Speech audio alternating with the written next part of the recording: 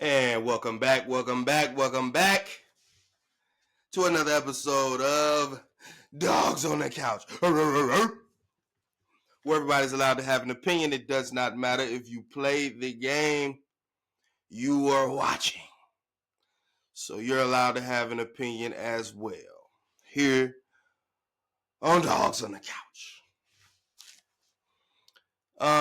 Let's get into it, man. Here I would like to kind of dissect, break down, like I was kind of saying in the last video. You can tell when I switch that hat around. Want to kind of dissect, break down, some of the rumblings that have been taking place after the recent loss to the Kansas City Chiefs, and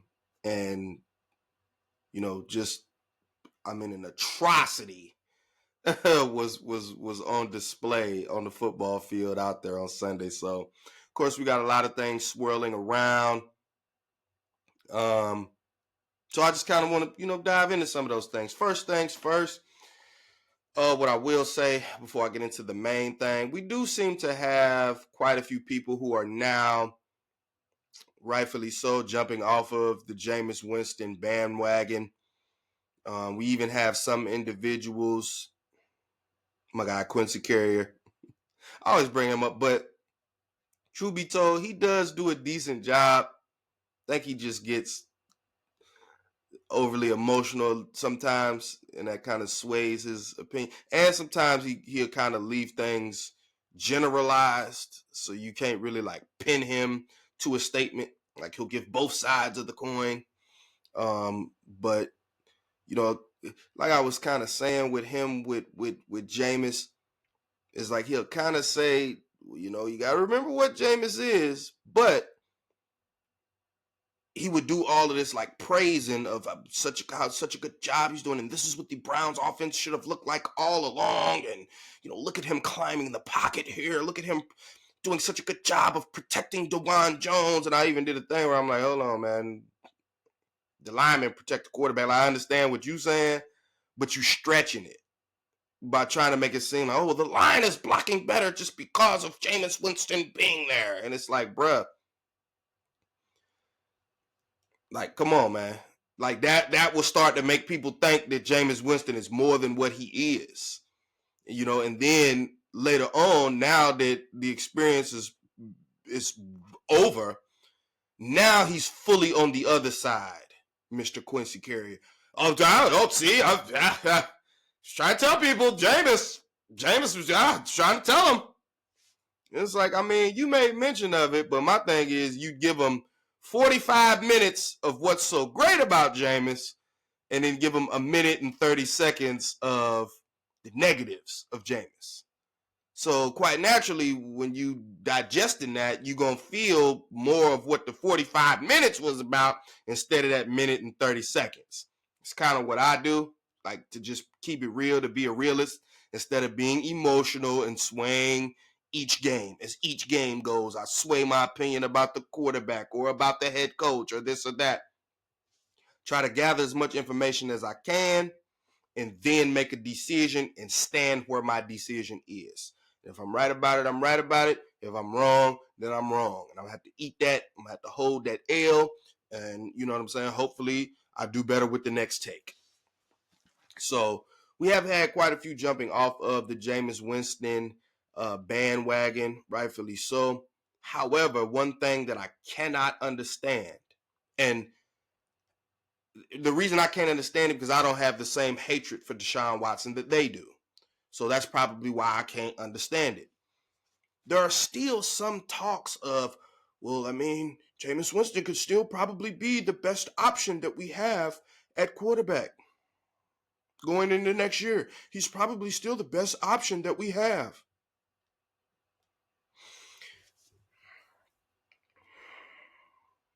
In 7 games, Jameis Winston's 2-5.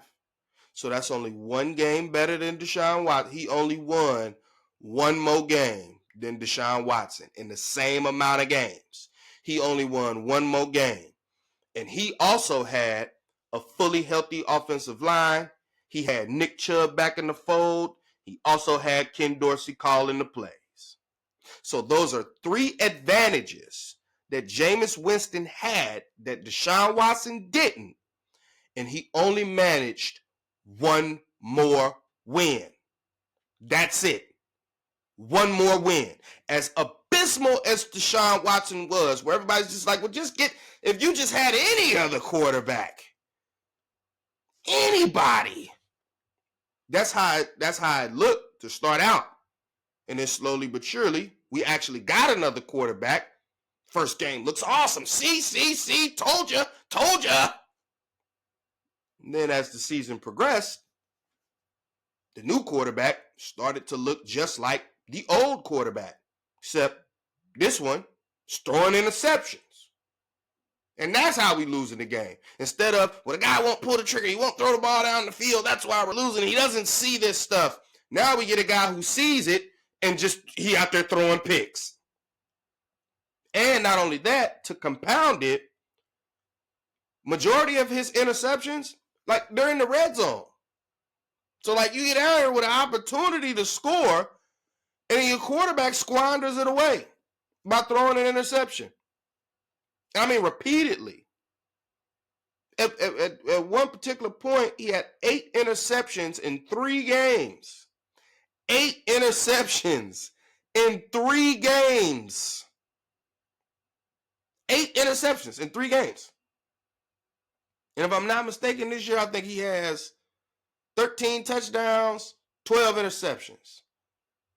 The guy almost lead the league. He almost leading the league in interceptions, and he only played 7 games. And you mean to tell me you hate Deshaun Watson so much that you will say, well, he's still probably our best, option as a starter for next year. I can still kind of see that. I can still kind of see a world where that happens. I can't. Because if I'm saying that Deshaun Watson is so bad that I know for a fact I can't put him back out there, there's no way I'm ever putting that guy. I would rather go quarterback less. I'd rather just send 10 guys out there than to put Deshaun Watson on the field. Okay, well, in my opinion, I'm sorry. I feel the same way about Jameis Winston at this point, because in this very last game against the Kansas City Chiefs, he also had single-digit QBR the same way that Deshaun Watson had in 1 or 2 games that he played in, where we're like, he's just so abysmal, this is terrible. This is Jamarcus Russell type stuff. Well, that's exactly what Jameis Winston had in this Kansas City Chiefs game.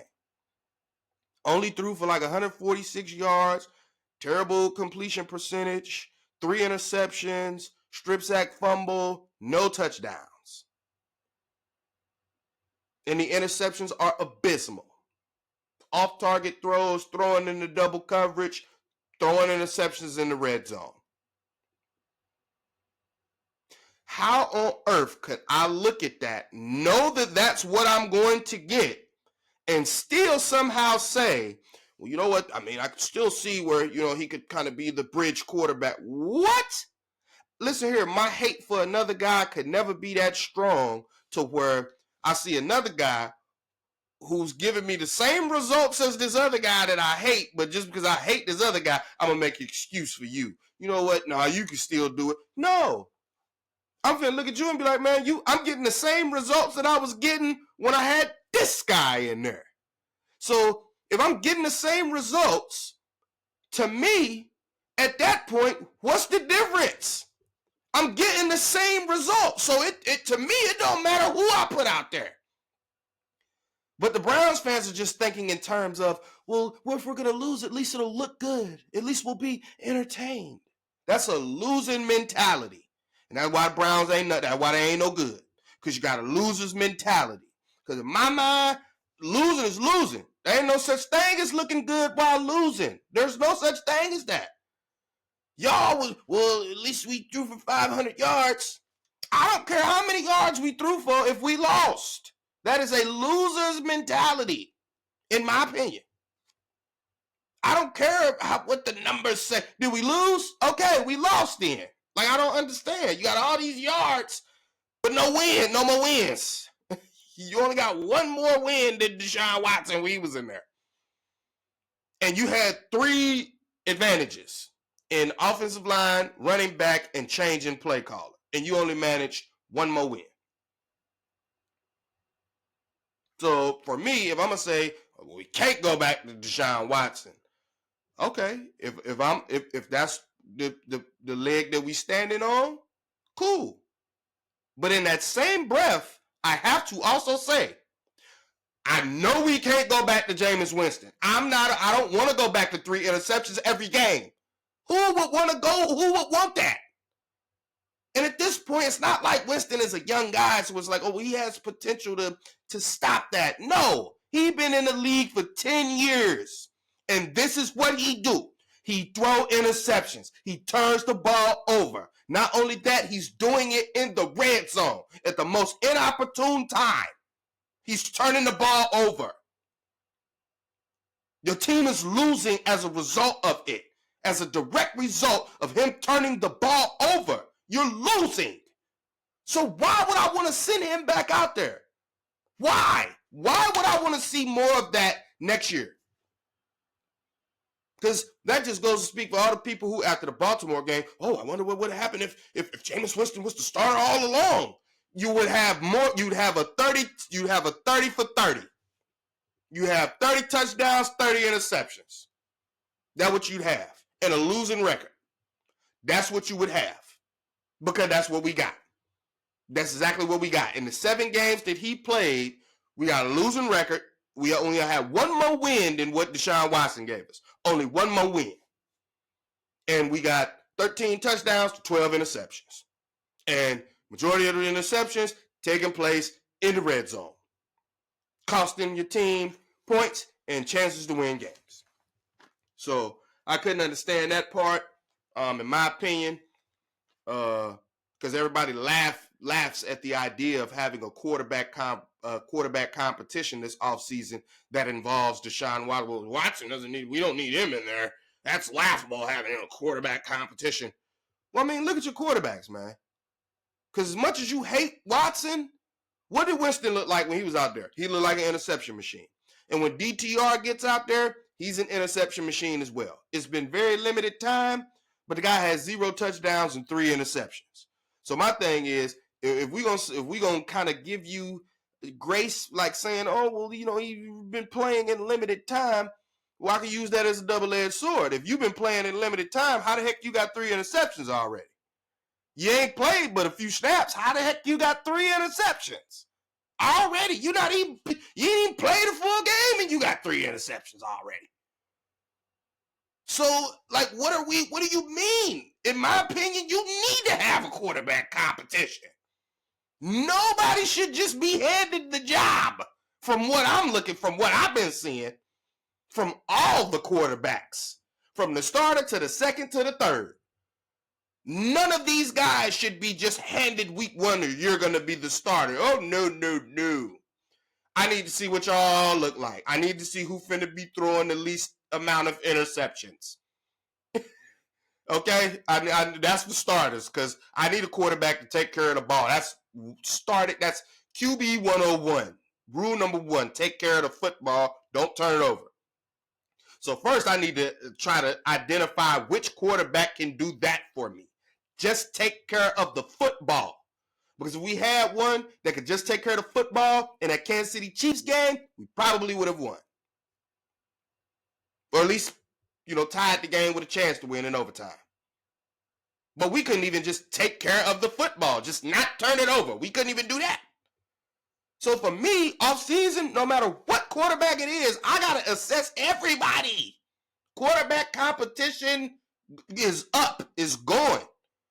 I need to see, first of all, who can take care of the football. Then we'll work on, the offense and all this other stuff. But first, I need to know who can not turn the ball over and then have us losing games because they can't take care of the football. So, for me, as far as the quarterbacks go. And then, not only that, before I get into the main point again, when we're talking about these quarterbacks, just because they hate Deshaun Watson so much, like I'm hearing names like Kirk, they kicking around, they kicking the can, which in my opinion, you shouldn't be doing this. You kicking the can on Kirk Cousins? Oh, yeah, he has a relationship with Stefanski. And you kicking the can, you mentioning Aaron Rodgers' name. Even if you laugh after you mention it, by you laughing after you mention his name, let you know you shouldn't mention his name. Because let's think about it. Both of those names that I just gave, oh, you say, well, Deshaun Watson, no, he's terrible. And not only that, he's coming off an Achilles. So he's not going to be any good. He's probably done in the NFL. He probably never play another NFL down. And I was the first person to say, you crazy. I bet you whatever you want to bet on that one. He will definitely play in the NFL again. Mark my words. Deshaun Watson will definitely play quarterback in the NFL again. He will. Mark my words on that. But let all of the Browns fans and the Cleveland Browns media who've been brainwashed, let them tell, he'll never look at that. He's got the Achilles injury. They had Achilles. Oh my God. Well, guess what Kirk Cousins was coming off of this year? An Achilles injury. You know who else had an Achilles injury a year ago? Aaron Rodgers. Not only that, both of these quarterbacks are older than Deshaun Watson. So if Deshaun Watson can't get back right off of Achilles and you ain't even seen him yet to know whether he's back right or not off the Achilles, you just assume it.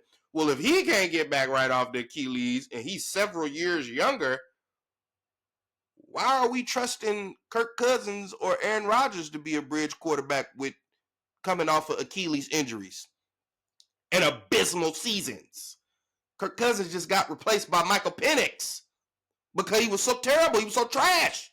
He kept throwing interceptions.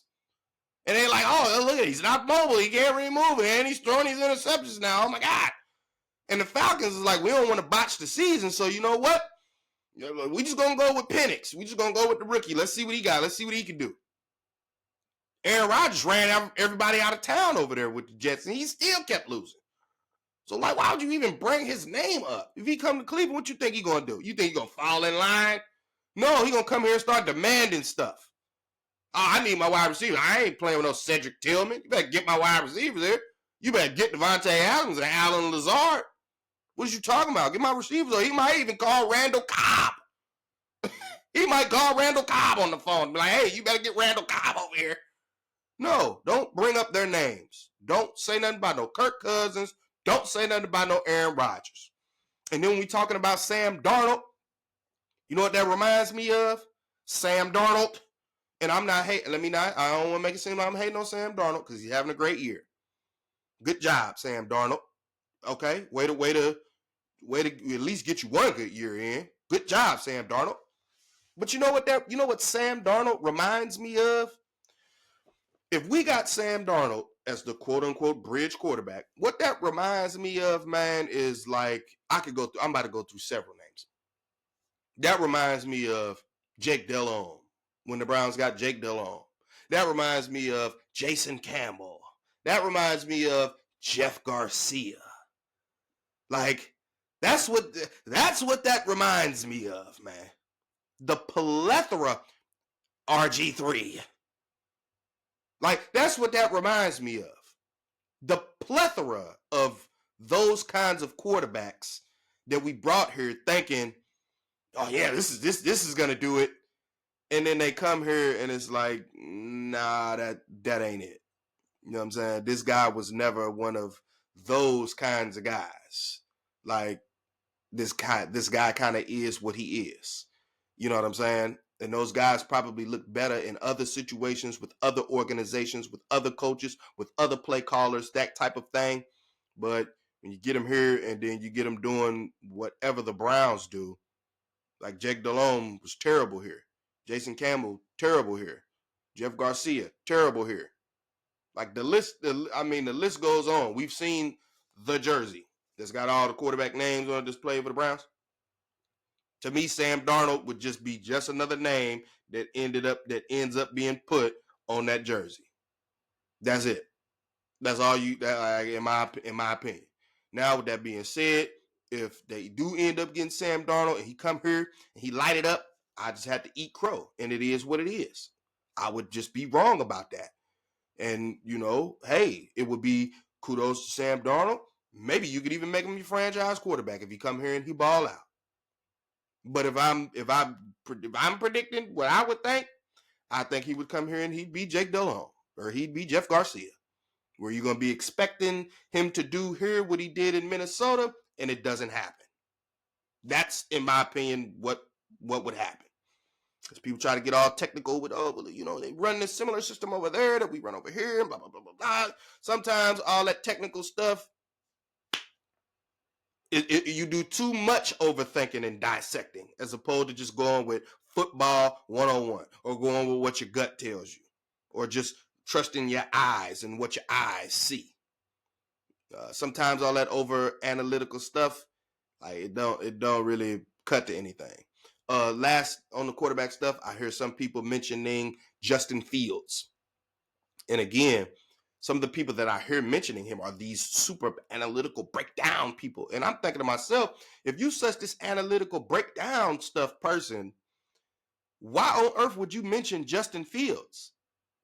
Like, do you realize that that's a younger Deshaun Watson? Like, if you look at Justin Fields' first of all, just his skill set, the type of style of quarterback that he is, Deshaun Watson. Not only that, like, the production is similar as well. Because with Deshaun Watson, we kind of was looking like, well, you used to be able to make these throws, and you can't make them now. With Justin Fields, we've never seen you make these throws. Like, that's been the thing. We always like, well, we can get that arm together.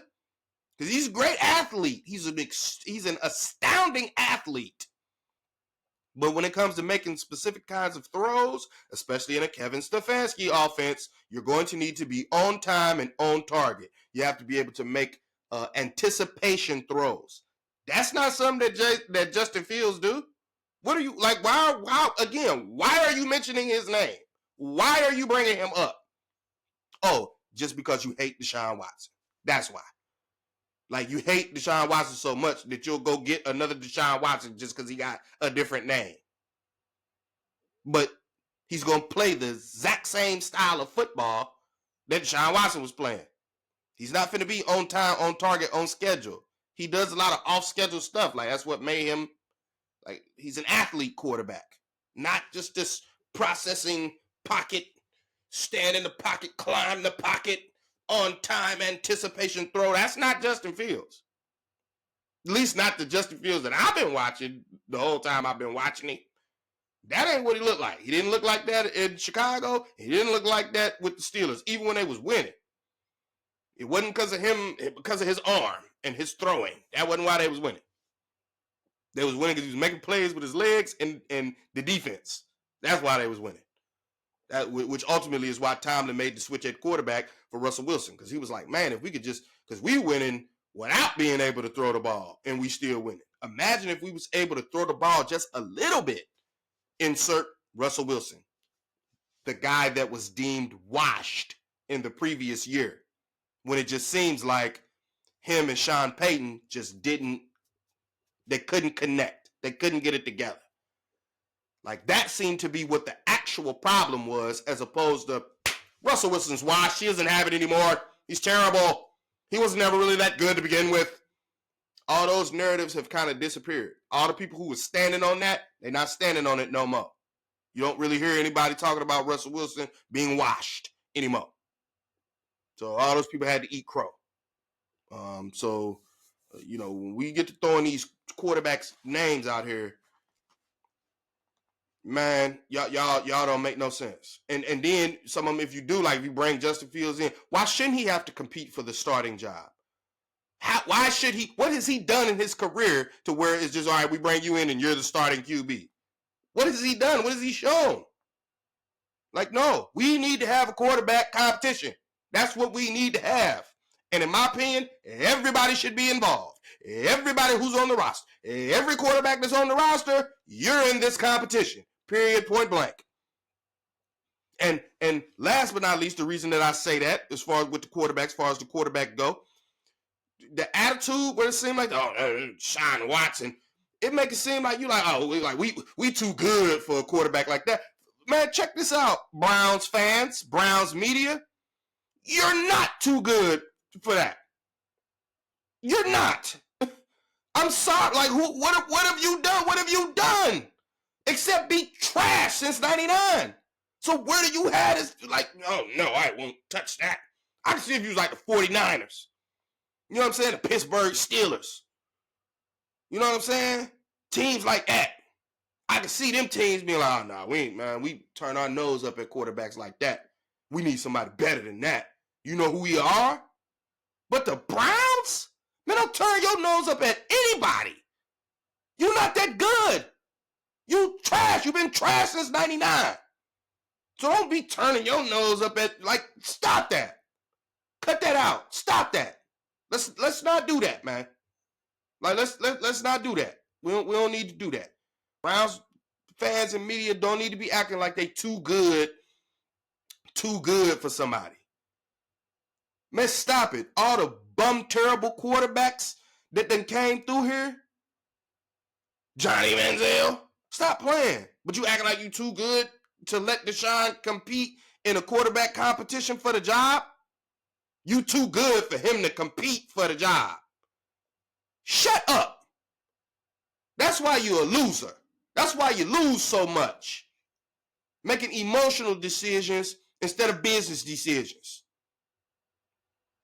Like you too good for him just to be able to compete for the job. Stop that. You ain't been that good. It's from 99 till now. You're not good enough to be. Oh, you don't want that, man. What? Win first. Become winners first. Then you allowed to do that. Now, as we move on from the quarterbacks, I want to start diving into just the team itself as well as like coaching, because again everybody's swaying on is Stefanski on the hot seat? He's not, and there still seems to be an overwhelming majority that I still think Stefanski's a good coach. Even the people who are like, well, I mean, if you want him fired, you do have arguments to build for him to be fired, but I think he's a good coach, and if you do this and if you do that, and if you allow him to be able to pick his quarterback that he would like, and then if you do this and do that, and if everything is right and the sun is shining and the stars are aligned, then everything will work out fine with Kevin Stefanski as your head coach. You just got to get rid of Ken Dorsey. He's terrible. But they always preach continuity and all this other hot garbage. But we've had a high turnover with our sub-coaching positions, running backs coach, offensive line coach, special teams coordinator, and offensive coordinator. We switched all those last year. We weren't doing the continuity thing. Like we swapped all of those out after an 11-win season. We swapped all of those out. We swapped all that out. Yeah, no, we just won 11 games, but we're gonna get rid of all these. Let's get rid of all these coaches. Let's get rid of them. We don't need them. I know we just won 11 games, but we don't need these guys. We don't need any continuity. As long as we got Stefanski and Andrew Berry, it's the only continuity we need. Looks crazy. So again, let me get into some of the things about the team. Because they love to say, the culture. Kevin Stefanski has brought a culture here. He has a culture. Let's look at what the culture of this team is. Okay, so this year in particular, because we blamed everything on the quarterback. Remember that. We blamed everything on the quarterback. Everything was the quarterback's fault. Everything was the quarterback's fault. Browns offensive line ranking this year, 28th. 28th in the league is the Browns offensive line ranking at this particular junction. It could get better. It could get worse. But at week 15, I believe, Browns offensive line ranking, 28th in the league. So again, even Jameis Winston couldn't fix even Jameis Winston and his astute pocket climbing, that didn't stop your offensive line from being ranked 28th in the league. Rushing attack, ranked 29th in the league. So Your O-line is ranked 28th. Your rushing attack is ranked 29th. So this is the bottom of the league. And I'm not talking about the quarterback. I'm talking about quarterbacks at the bottom of the bottom. He's the worst in the league. Okay, your offensive line is at the bottom. One of the worst in the league. They might not be 32, but they 28. It's not that far. Your rushing attack, it might not be 32, but it's 29. It's not that far from the absolute worst in the entire league. Your offensive line as well as your rushing. Doesn't stop there though. Your special teams, abysmal. Muffin punts, muffin kicks. Every week there's a different returner out there. Some weeks is Foreman, some weeks is Prochet, other weeks it might be. You might see me out there returning kicks and punts next week. Who knows who will be out there? Special teams is absolutely abysmal. Worst special teams in the league. You compound that with we had the most missed kicks in the league by our kicker before he was replaced against the Kansas City Chiefs. So we had the most missed kicks and the second worst kicking percentage in the league. In the entire league. So on offense, I believe I've covered every aspect that could be like an offensive thing. I've covered every aspect. So we all condemned the quarterback for being bottom of the league with quarterback play. But at the exact same time, we had bottom of the league offensive line play, bottom of the league rushing attack, and bottom of the league special teams. Them all areas of the football team besides the defense. And the reason I ain't bringing them up is I think defense good. I think defense cool. You might be able to, you might tweak a couple things here or there, add a player maybe here or there. But for the most part, defense cool, in my opinion. But everything else that I just addressed on offense is all bottom of the league. So it wasn't just the quarterback just playing so abysmal and because you then had the exact same amount of time to turn these rankings around when you swapped quarterbacks and swapped play callers. You had a chance to turn these numbers around. You did. And you thought you was on your way to doing that after that Baltimore game. Oh, you just knew it was up. It's up. It's up now. Leroy Hoare, bring on. I'll take the interceptions. Oh, it's up now after the Baltimore game. And then slowly but surely, you're back to realizing that these things are what they are. Your offensive line, your rushing attack, and your special teams, field goal kicker, all bottom of the league. All at the bottom. No matter which quarterback it was, and no matter who was calling the plays. You're at the bottom of the league in all of those offensive areas. So like I said from the very beginning, there was no way that I could overlook all of that and just point directly to the quarterback and say, it's your fault, buddy.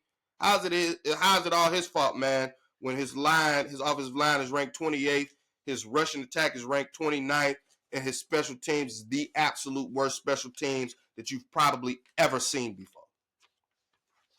Now let's get into the elephant in the room, Mr. Kevin Stefanski. Culture. This is the culture that Kevin Stefanski has. This is the culture. Top 11 in penalties every year he's been. This year, we lead the league in pre-snap penalties. This year, in specific. We lead the league in pre-snap penalties. But every year that he's been the head coach of the Cleveland Browns, we have been in the top 11 in penalties. Every year since he's been the head coach.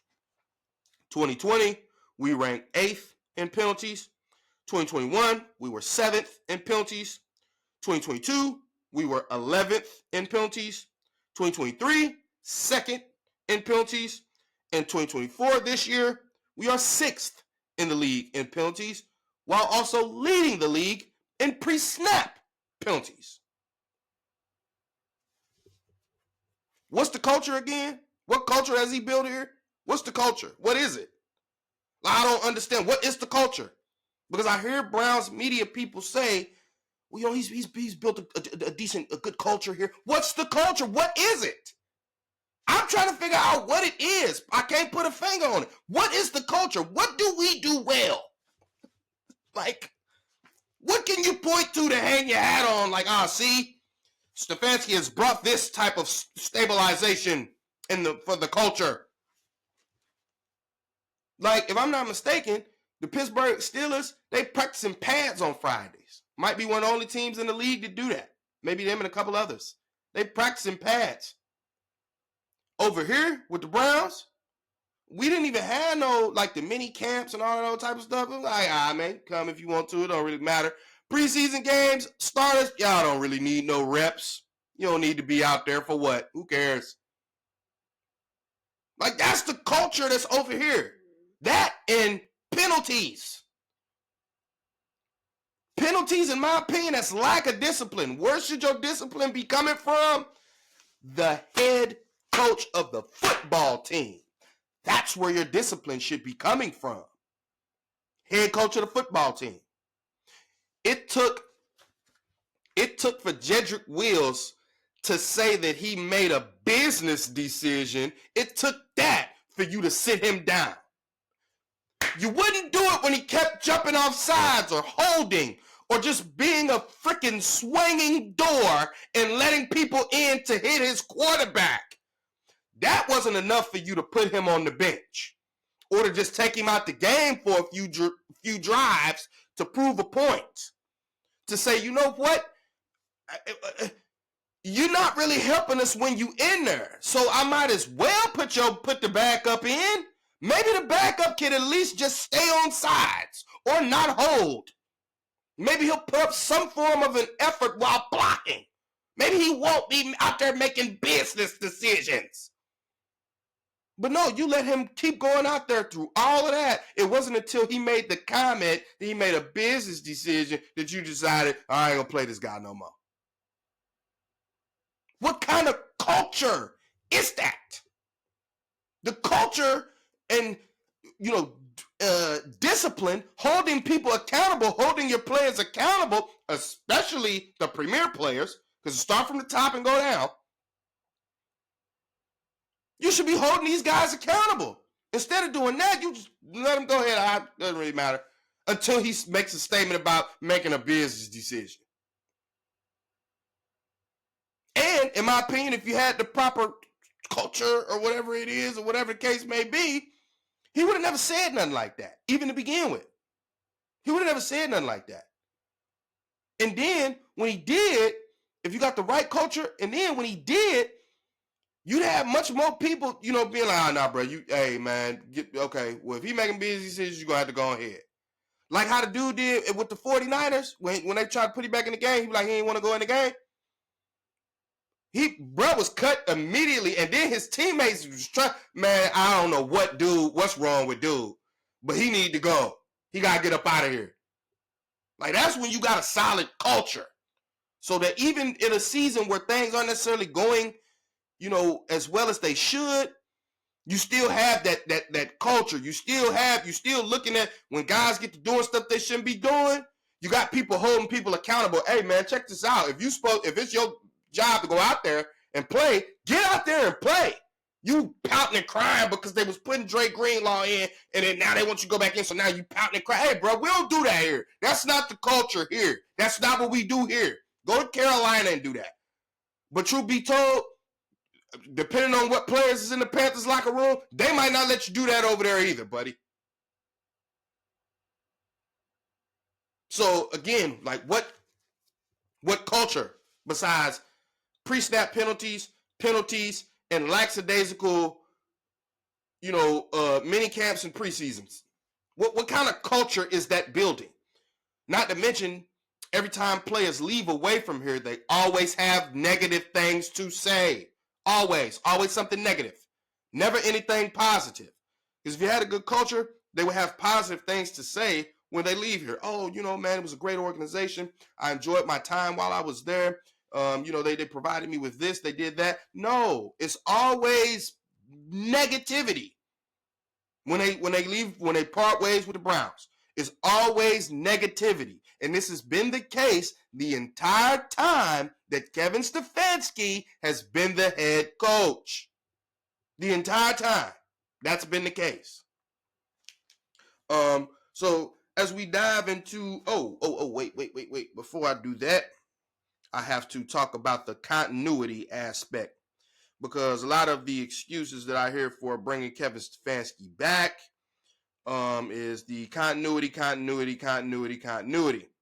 Oh, we can't keep doing the same thing because, in my opinion, the people who say this they don't really watch football.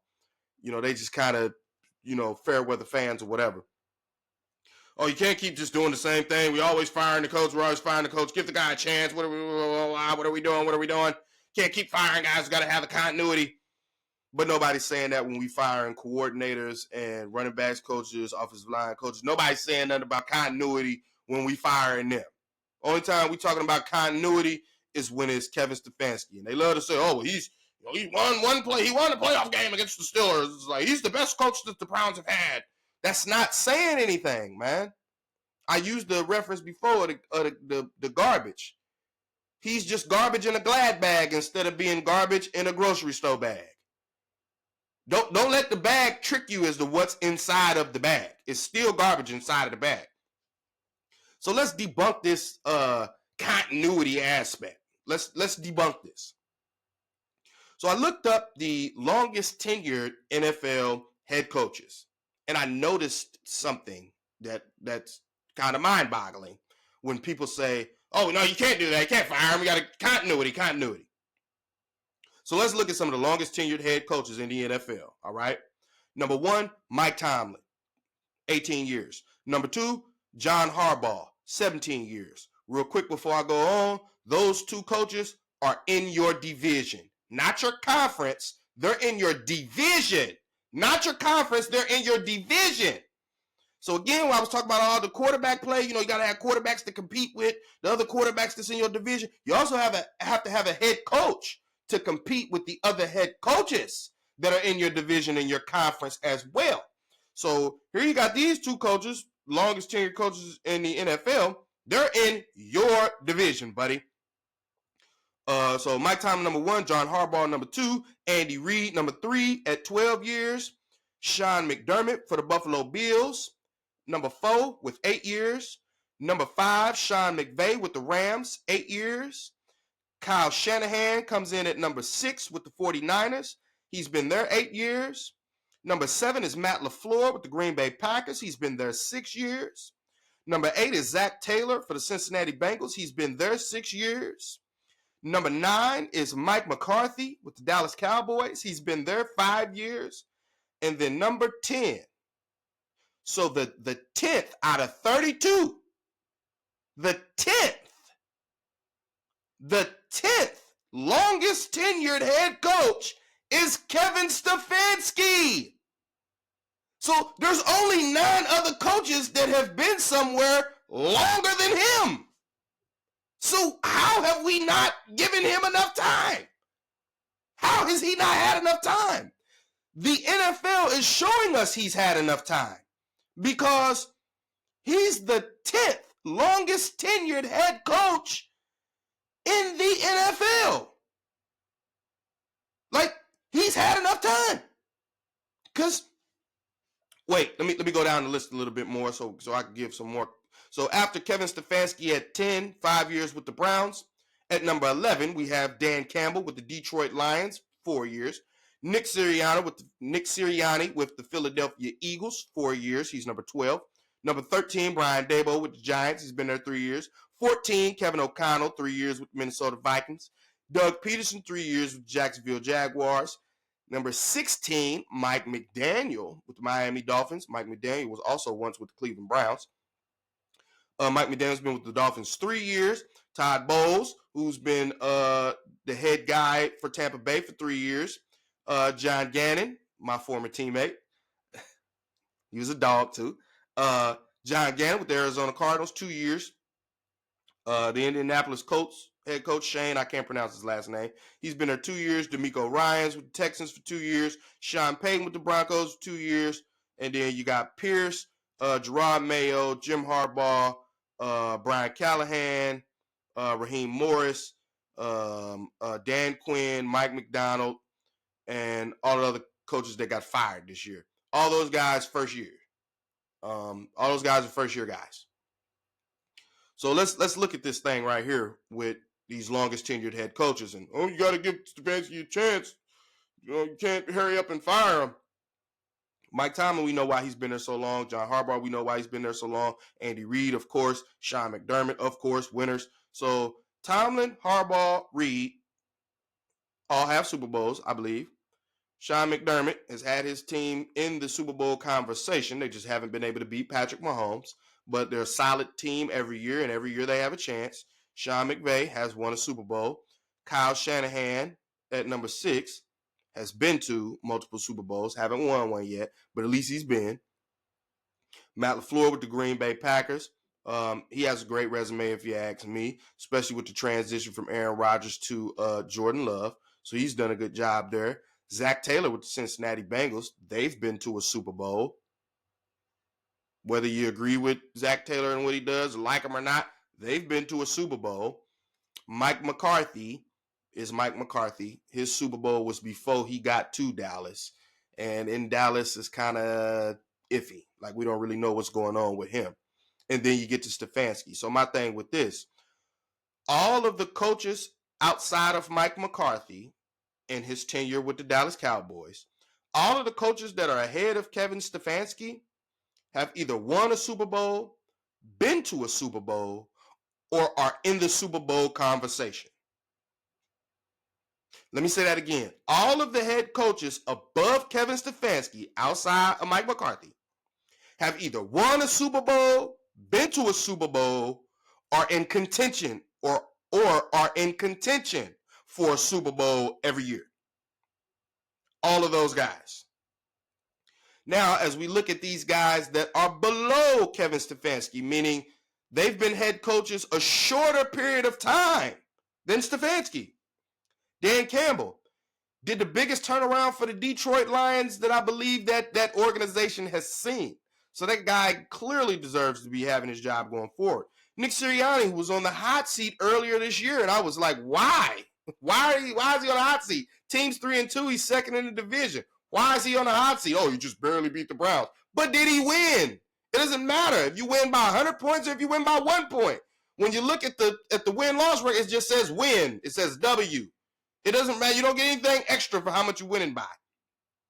So Nick Sirianni with the Eagles, we understand why he's there. Brian Daboll with the Giants, what I'll say about that, he has much less talent on his team than the Cleveland Browns have had on their team throughout the duration of Stefanski. Doug Peterson, same thing there. We have more talent on the team than Doug Peterson has had throughout his tenure with the Jacksonville Jaguars, even though it's only been 3 years. So it's just like, you maybe want to give the guy another year and kind of see what's going on. Mike McDaniel, in 3 years, I believe he's won the division twice with the Miami Dolphins. Todd Bowles, he took Baker Mayfield, the quarterback that was here, and we couldn't figure out what was going on and why he's so inconsistent. Todd Bowles has been going to the playoffs consistently with Baker Mayfield as his quarterback. What do you know? Look at there. And this year, statistically, Baker Mayfield, for the majority of the season, was ranking in the top 5 to 10 quarterbacks in the league. What do you know? And he used to play here with Stefanski. Ain't that crazy? My guy, John Gannon, he's only been with the Cardinals 2 years. Again, the Colts guy, he's only been there 2 years. D'Amico Ryans, who's only been there 2 years, both years winning seasons, and he beat the Cleveland Browns in a playoff game. And he's only been there 2 years. He's only been with Houston. 2 years. Sean Payton. Sean Payton saved his job because he couldn't do it with Russell Wilson. And so he's like, get this guy out of here. But then when he got his next quarterback, he started winning.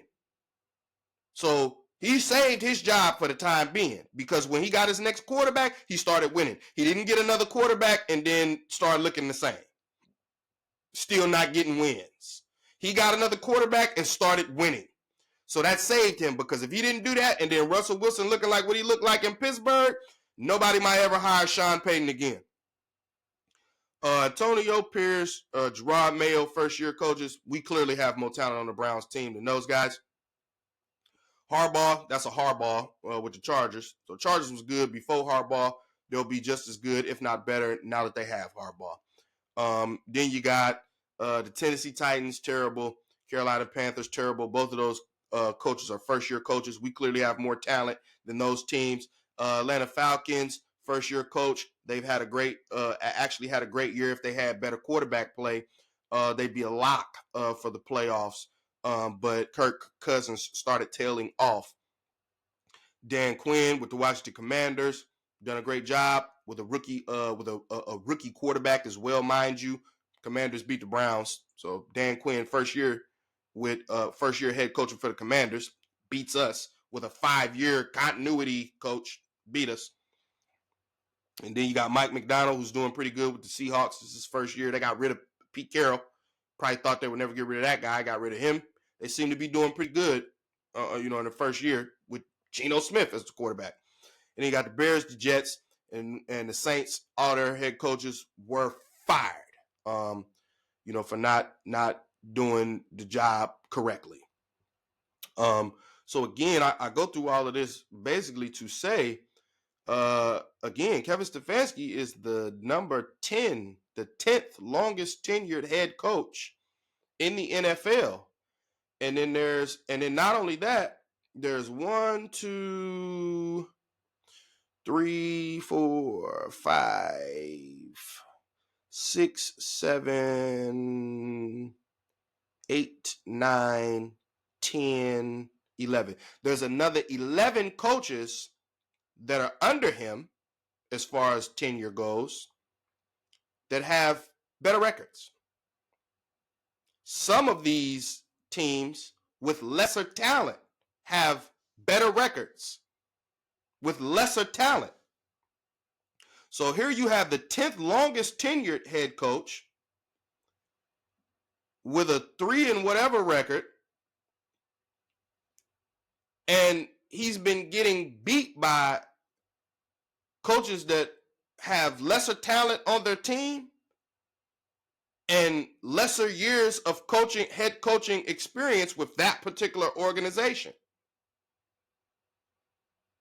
So again, when you're looking at the guys who are around Kevin Stefanski's tenure, around that 4, 5 and up years range, let's just go 4 years and up. Nick Sirianni, Dan Campbell, Mike McCarthy, Zach Taylor, Matt LaFleur, Kyle Shanahan, Sean McVay, Sean McDermott, Andy Reid, John Harbaugh, and Mike Tomlin.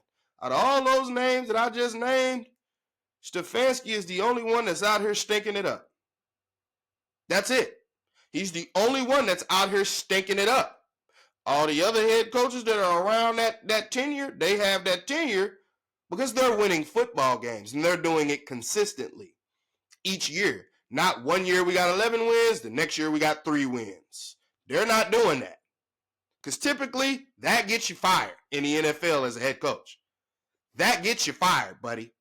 So for us to make it seem like he hasn't had enough time, he's had more than enough time. I mean, more than enough time. He just hasn't produced. And then last but not least for this, because I don't want the video to extend too long, I'll do more breakdowns in another video. But last but not least, let's talk about the talent. If we want to talk about the talent, because sometimes I hear people say, oh, when we're looking at this team, I don't know about the talent. I don't know if we have playmakers. That's what we're looking for. Maybe if we could get some playmakers on this offense, the offense will look better if we get some playmakers. Have y'all been watching the Cleveland Browns for the past 5 years? What do you mean if we get some playmakers? Do you guys realize Kevin Stefanski was the head coach when we had Odell Beckham, Jarvis Landry, David Njoku, prime Nick Chubb before injury, and prime Kareem Hunt, all on the same offense? We had all those guys on the same offense at the same time. All those names I just you got playmakers everywhere. You got so many playmakers. It's like at this point it might not be enough balls to go around. I got so many playmakers. Look at all these playmakers that I have. And you know what ended up happening? They all somehow ended up being disgruntled and making their way out of Cleveland. We were continuously forced to convince ourselves, oh, well, we don't need that guy. We don't need Odell Beckham. We got Hollywood Higgins. We got Rashard Higgins. So we don't need Odell Beckham. We got Baker and Rashard Higgins. So we don't need Odell. And you do that with Odell, and then Jarvis Landry tried his best to keep it cool, but y'all made him mad by getting rid of his homeboy, because he was the one that convinced Odell to get on board. Be like, let's do this. And Odell was on board. So then you ship him out of here. Jarvis tries to keep it together, but then eventually y'all start talking crazy about Jarvis too. So he's disgruntled when he gets up out of here and he leaves. Jadeveon Clowney? Because when Jadeveon Clowney left here, he had a decent year the year after he left here. So he still had something left in the tank. Like, there's a plethora of playmakers on both sides of the ball that we've had come here while Kevin Stefanski was the head coach. And somehow, like, they just didn't really look the same. They didn't look like playmakers. Like, that's a weird trend. Like, if it was just one guy, then it's like, all right, it's one guy. But when it's multiple people, I got to start looking at, like, why, when playmakers come here, are they not playmakers anymore? And the one common denominator, Stefanski. Because, mind you, we've switched everything. We done switched defensive coordinators. We done switched offensive coordinators. We done switched running backs head coaches. We done switched offensive line coaches. We done switched everything except we done switched quarterbacks. We've switched everything except the head coach. That we haven't switched in the past 5 years. We've gone through all this talent because when Stefanski first got here, we were deemed to have one of the most talented rosters in the NFL. That's why they had got rid of Freddie Kitchens, because they're like, bruh, with all this talent, this all you was able to accomplish? This is it? With all this talent, this is what you was able, this is the best you could do. Well, no, we need somebody that could get us over the hump. So we're going to give Kevin Stefanski a shot. Because we got way too much talent. Fast forward 5 years after having Stefanski, we're questioning, do we have enough talent on the team? That don't seem ironic. That don't seem backwards. When he took over, we had arguably a top 5 just talent perspective, a top 5 talented roster, especially on offense, a top 5 talented roster in the NFL when he took over. 5 years later, we're saying we don't have enough talent, that we need more talent. Well, in my opinion, acquiring talent isn't going to do anything. Because I've seen Stefanski with talent. I've seen him coaching with talent. And he wasn't able to get it done. So why would I believe that anything would be different this time around bringing talent? Let's just say you brought in I'm going to go, let's hypothetical. Let's just say you brought in a Justin Jefferson. I don't think Justin Jefferson would look like what he looked like over there with Minnesota. I don't think he would look like that here. Because I think Stefanski would be like, hey, look, you got to run my offense. So all that other stuff that you might have been doing, and sometimes when you just line up and you can look at the quarterback and be like, hey, I got him. Just throw me the ball. Yeah, we don't do that over here. Yeah, we don't do that. Got to do what the plays say do. I'm not about to draw up no special plays for you. No, none of that. You just got to get in where you fit in. That's what I honestly believe. So I'll do a little bit more of a, a deeper dive, into more of the coaching aspect. You know what I mean? But those were some of the things that I just wanted to point out for this video, in specific. So, hopefully some of the things that I've kind of, pointed out can shine more of a light on Kevin Stefanski and this myth of, we'll just give them more time and, continuity and culture and all of those things. So, like I said, we'll get into more going forward with, the next video that I do. Dogs on the Couch, signing off.